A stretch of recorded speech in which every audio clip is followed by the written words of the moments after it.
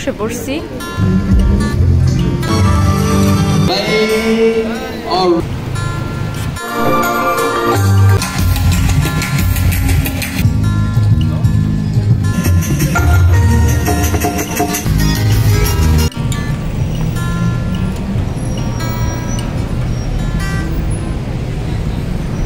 আসসালামু আলাইকুম, আশা করছি সবাই ভালো আছেন। নতুন আরও একটি ব্লগ নিয়ে আমি হাজির হয়ে গিয়েছি।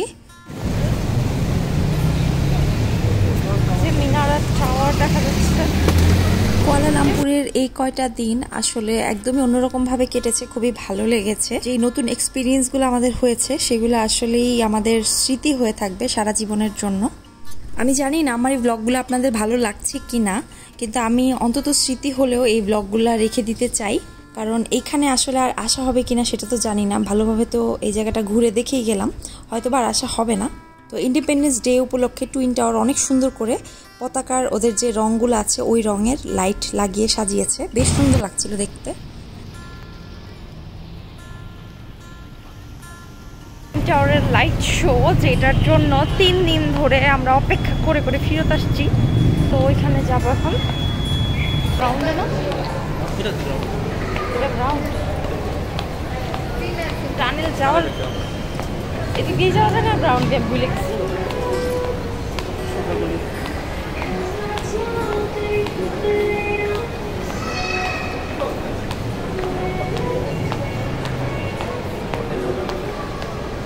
শুয়ে পড়ো না, বাবার কোলে আবার মাথা উঠেছে কেন?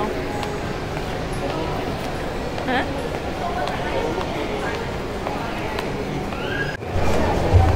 এদিক দিয়ে আমাদের বের হতে দেয় নাই, এখন আমরা আবার ঘুরে যাইতেছি।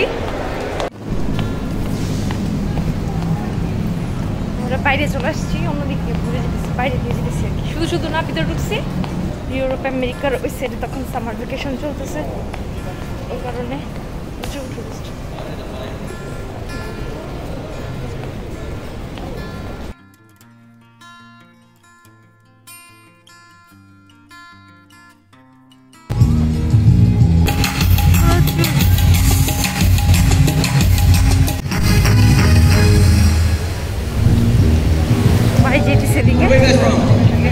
From England.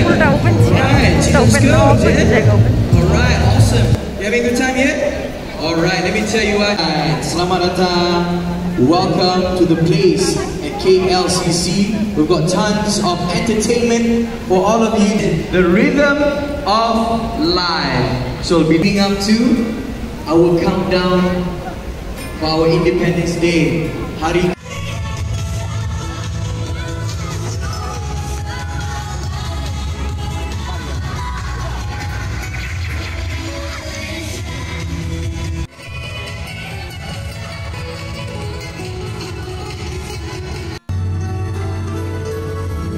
প্রচুর পরিমাণে টুরিস্ট ছিল আর প্রচন্ড রকমের গরম ছিল, আমরা পুরো ঘেমে ভিজে গিয়েছিলাম একবারে।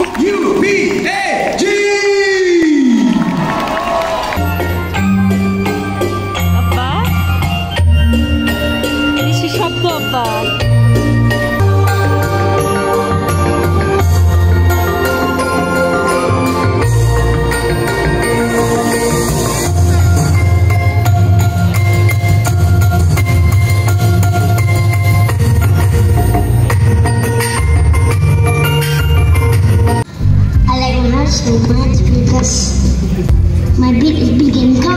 বাবুর প্যান্ট খুলে দিছি, এটা ঘামে ভিজে গেছে। রাফির কোলেও ছিল, এই কারণে আর খাওয়া ভিজে গেছে।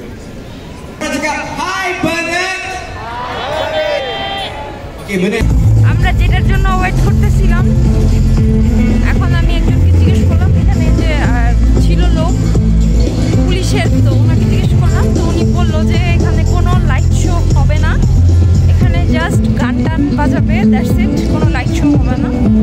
সো এই কারণে আমরা চলে যাচ্ছি, কারণ 9টা বেজে গেছে, বাবু অনেক কষ্ট পাচ্ছে গরমে, খাওয়াই আবার ঘুম পাড়াতে হবে ইনশাল্লাহ, কালকে সকালে আবার আমাদের ফ্লাইট। সো আমরা এখন হোটেলে চলে যাচ্ছি। কিন্তু এবার দেখা যাক।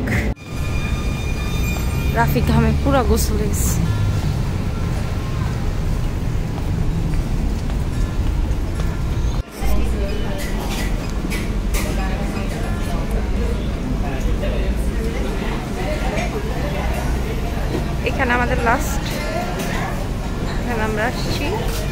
খাবার নিতে, বাবুর জন্য রাইস নিতে। আমরা ওকে নিব, হ্যাঁ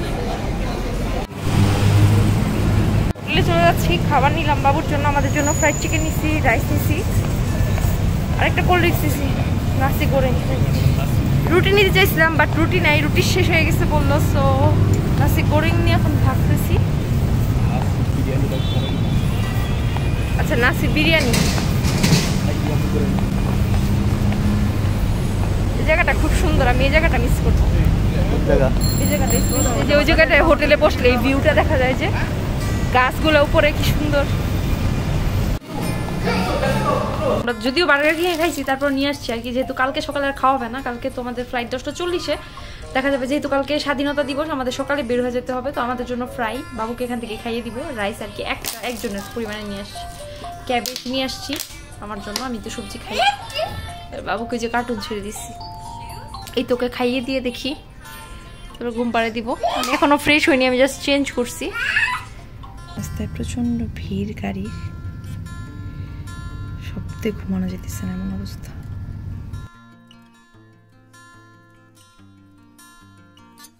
মালয়েশিয়াতে আজকে আমাদের লাস্ট ডে ছিল, তো আলহামদুলিল্লাহ আল্লাহ অনেক কিছু দেখালো, তার জন্য অনেক অনেক শুক্রিয়া। সবাই ভালো থাকবেন, ইনশাল্লাহ পরবর্তী ব্লগে আবার কথা হবে, দেখা হবে।